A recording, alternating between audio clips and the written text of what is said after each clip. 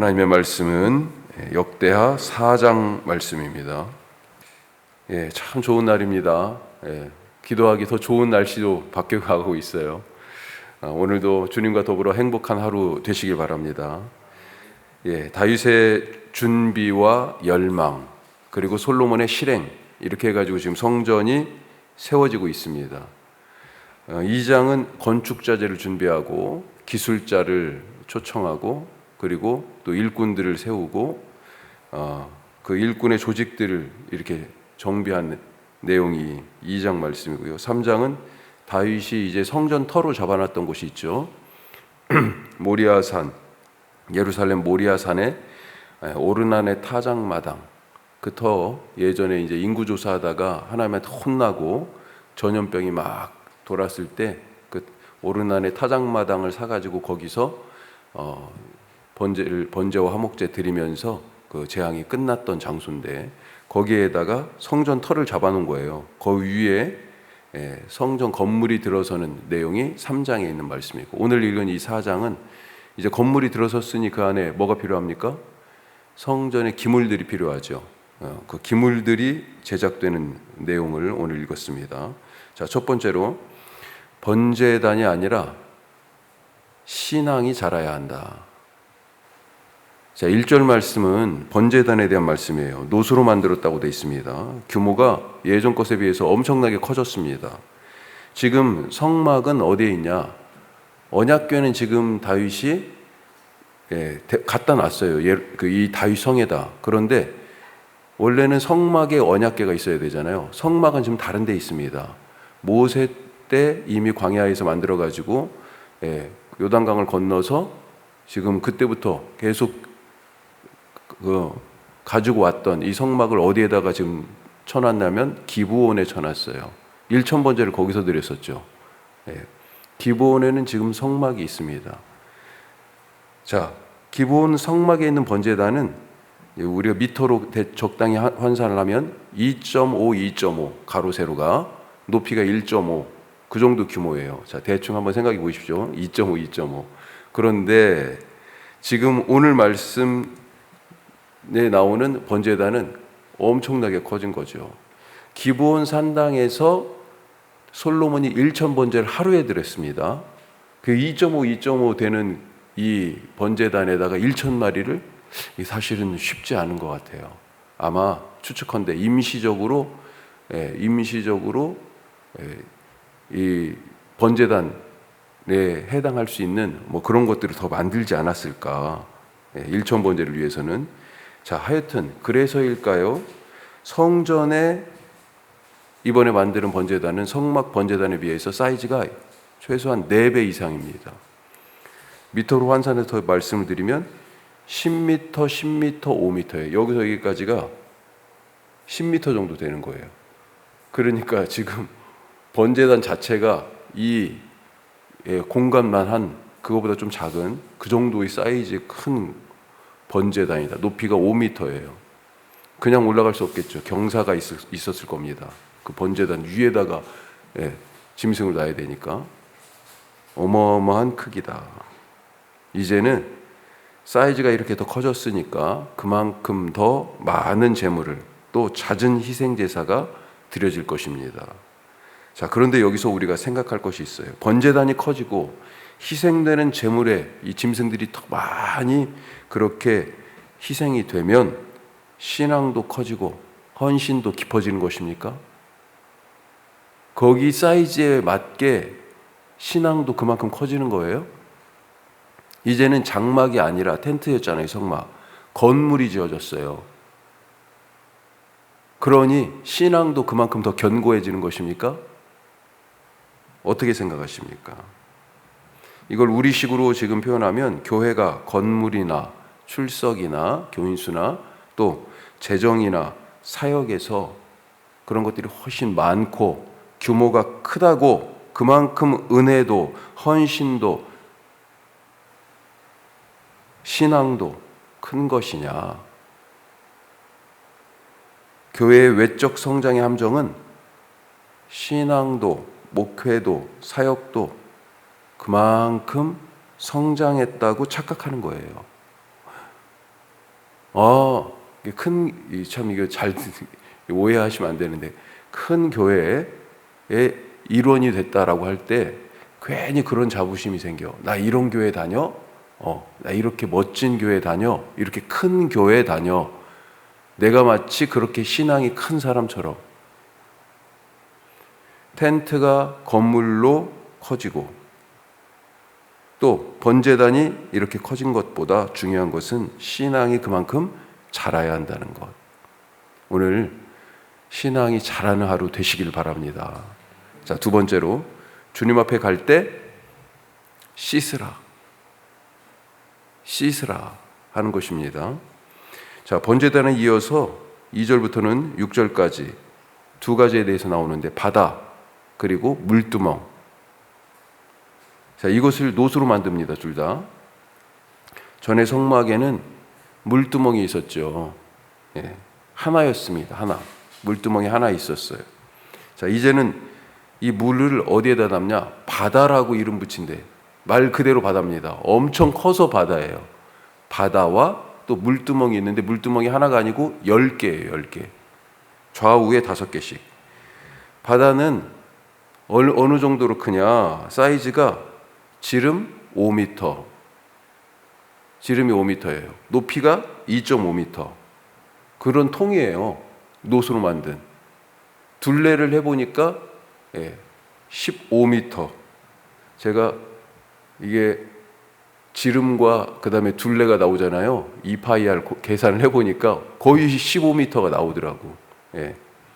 자, 하여튼 그렇게 해가지고 물을 담을 수 있는 용량이 얼마냐? 6,600kg, 6,600리터. 그러니까 66톤 정도. 엄청난 양이죠. 황소가 12마리가 동서남북으로 3마리씩 12마리가 떠받치고 있다, 그렇게 되어 있습니다. 그리고 위에 테두리에는 소라고 표현되어 있는데, 열왕기는 박이라고 표현되어 있습니다. 그러니까 이런 열매 같은 것들이 이렇게 보이는 것들이 쭉 붙어 있다, 그런 모습입니다. 물두멍은 10개를 만들어서 좌우에 5개씩. 자, 이 바다와 물두멍에 물을 담은 그릇들인데, 용기들인데, 용도가 다릅니다. 6절에 보니까 어떻게 되어 있습니까? 물두멍에서는 재물을 씻어라. 그 다음에 바다에서는 제사장이 씻어라. 그렇게 되어 있습니다. 자, 가만히 한번 생각해 보세요. 어떤 하루, 어느 날 성전에서의 이 하루 한번 생각해 보십시오. 성전에서 무슨 일이 행해지고 있습니까? 아침부터 저녁까지. 사실 성전 안에 있는 성소 혹은 지성소, 지성소는 1년에 대제사장 한 번 들어가니까 놔두고, 성소도요 아무나 안 들어가는 거죠. 못 들어가죠. 아침 저녁에 정해진 당번에 제사장들이 들어가 가지고 향을 사르고 분향하고, 그 다음에 등불을 손보고, 그러고 나오는 끝입니다. 떡은 일주일에 한 번 떡을 갈고요. 그러니까 일반 사람들은 이 사실은 건물 안 하고는 상관이 없어요. 모든 일은, 거의 대부분의 일은 분주한 성전에서의 하루는 어디에 있어요? 이 성전 뜰, 번제단이 있는 성전 뜰에서 행해지고 있어요. 예배자가 짐승을 끌고 와서 물두멍에 씻습니다. 그리고 그것을 잡아요. 자, 그때 이미 바다에서 몸을 씻고 준비하고 있던 제사장들이 제물의 피, 지금 예배하는 사람이 와가지고 잡았잖아요.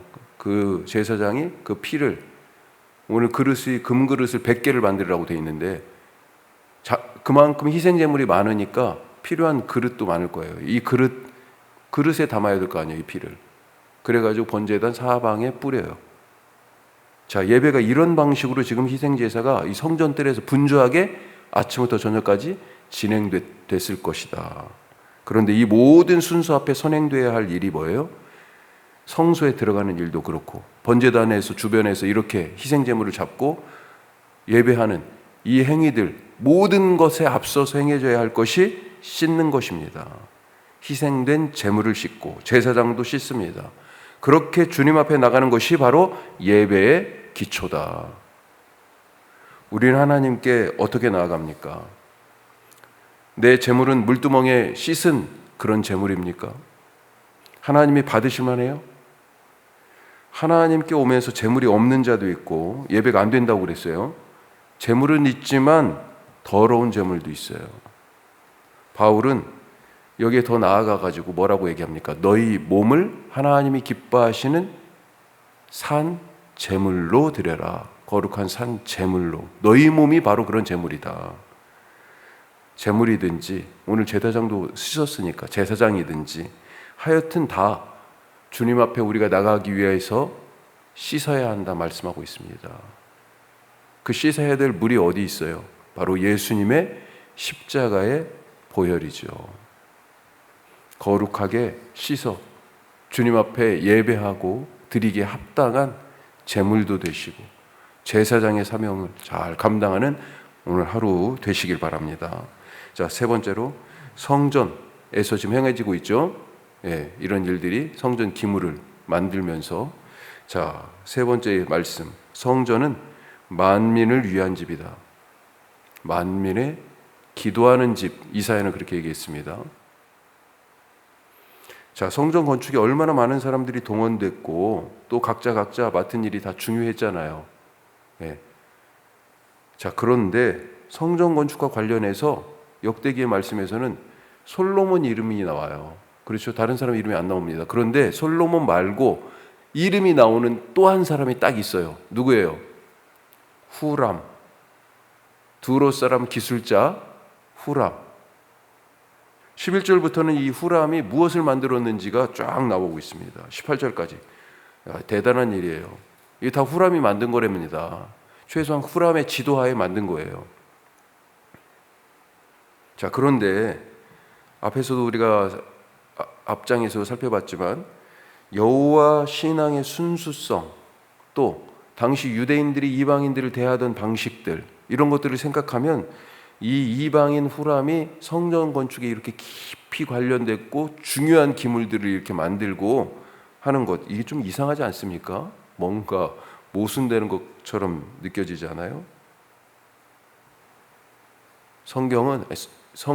하나님은 이 성전이 이미 지어질 때부터 당신의 구원의 뜻을 이 성전에 그래서 담고 계신 거예요. 뭐예요? 만민을 위한 집이다. 이 성전은 온 세상 모든 민족 구원을 위한 집이다. 주님께 오는 모두가 환영받는 집이고 오는 자를 누구도 거절하지 않는 집이다. 이 성전이. 이사야가요, 자, 이렇게 말하고 있습니다. 이방인에 대해서 한번 들어보세요. 이사야 56장 6절 7절 말씀인데, 또 여호와와 연합하여 그를 섬기며 여호와의 이름을 사랑하며 그의 종이 되며 안식일을 지켜 더럽히지 아니하며 나의 언약을 굳게 지키는 이방인마다. 지금 이방인이 이러고 있다는 겁니다.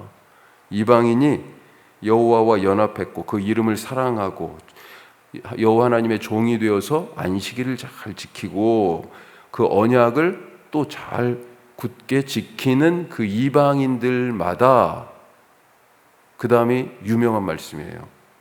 내가 그들을 나의 성산으로 인도하여 기도하는 내 집에서 그들을 기쁘게 할 것이며 그들의 번제와 희생을 나의 제단에서 기꺼이 받게 되리니. 기도, 그 다음에 번제, 누구 거요? 이 이방인들이 드리는 거. 자, 그러면서 이는 내 집은 만민이 기도하는 집이라 일컬음이 될 것이다. 왜요? 왜 이방인들이 여호와 이 전에 와가지고 예배, 번제도 드리고 기도도 할 수 있어요? 이 집이 만민을 위한 집, 만민의 기도하는 집. 하나님의 은혜 바깥에 있는 자가 있습니까? 없어요. 모두가 다 하나님의 은혜 아래에 있습니다. 심지어 햇빛을 선인과 악인에게 다 비춰주지 않느냐, 비도 그렇게 오지 않느냐, 예수님도 말씀하셨죠. 그런데 우리가 교회되어서 이 하나님의 뜻과 혹시 반하게 살고 있는 것은 아닙니까? 요즘 한국 사회에서 특히 한국 교회가 주도가 돼가지고 차별이나 혐오의 언어를 막 쏟아놓고 요즘 막 중국인들 가라고 막 혐중 시위하고 그런다고. 이것도 참 황당한 일이에요. 예. 자기가 하나님이 된 것처럼 그렇게 교만하고 정죄하고 배제해요. 예. 너는 아니다. 예. 배제예요. 성전은 오늘 말씀해 보니까 배제가 아니라 포용의 공간입니다. 만민을 위하여 기도하는 집, 만민이 기도하는 집.